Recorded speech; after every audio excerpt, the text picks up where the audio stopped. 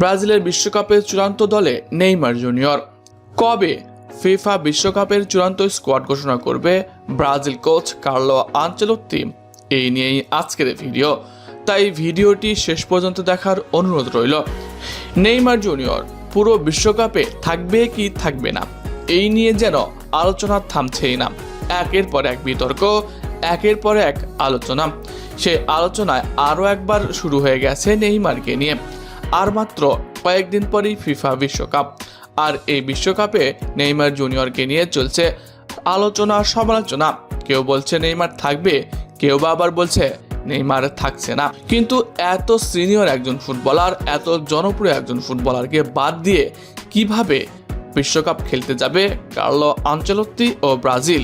যে ব্রাজিলের ইতিহাসে সর্বোচ্চ গোলদাতা, সেই আবার ব্রাজিলের ইতিহাসে সর্বোচ্চ অ্যাসিস্ট করা প্লেয়ার, আর তাকেই কিনা বিবেচনায় ভাবছে না বর্তমান কোচ কার্লো আনচেলোত্তি।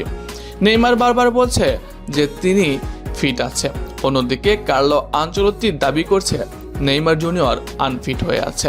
তবে নেইমার নিয়মিত তার প্রিয় ক্লাব সান্তোসের হয়ে মাঠে নামছেন, গোল করছেন এবং অ্যাসিস্ট করে দলকে জেতাচ্ছেন। অন্যদিকে সেই অ্যাসিস্ট ও গোলের অভাবে ব্রাজিল ছোট ছোট দলের বিপক্ষেও হারের স্বাদ পাচ্ছে। আনচেলোত্তির পছন্দের তালিকায় নেই নেইমার জুনিয়র, ফলে তাকে অবহেলা করছে ব্রাজিলের বর্তমান কোচ। অন্যদিকে ভিনিসিয়াস জুনিয়র, রাফিনহার মতো জনপ্রিয় তারকারা ইনজুরি নিয়ে মাঠে খেললেও তাদেরকে নিয়ে যাচ্ছেন তিনি। আবার ফিট থাকার পরেও নেইমারকে দিচ্ছেন বাদ। তবে এই নিয়েই সমালোচনা চলছে। তবে এক মহলে গুঞ্জন রয়ে গেছে নেইমার জুনিয়রকে কখনোই বাদ দিতে পারবে না কার্লো আনচেলোত্তি।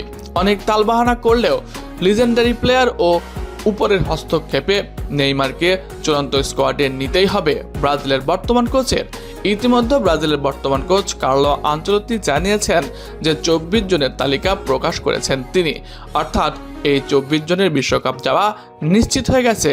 এখন বাকি 2টি স্পট, আর এই 2টি স্পটে কার্লো আনচেলোত্তি যদি 2টি অ্যাটাকার নিতে চান তাহলে সেই তালিকায় নিঃসন্দেহে নেইমার জুনিয়র থাকবে। অন্যদিকে তিনি যদি একজন মিডফিল্ডার, একজন ডিফেন্ডার অথবা 2 জন মিডফিল্ডার নিতে চান, সেই তালিকাতেও নেইমারকে রাখতেই হবে, কারণ নেইমারকে সেন্টার মিডফিল্ডে খেলাতে হবে। আর অ্যাটাকিংয়ে নেইমারকে আগের মতো ধারে পাওয়া যাচ্ছে না, ফলে নেইমারকে ঘিরে সেন্টার মিডফিল্ডারে রূপ দেখা যেতে পারে। সান্তোসের হয়েও তিনি বেশ কিছু ম্যাচ এমনটা খেলেছেন, তাও আগে ফাইনাল স্কোয়াড জমা দিতে হবে, তাই তো ধারণা করা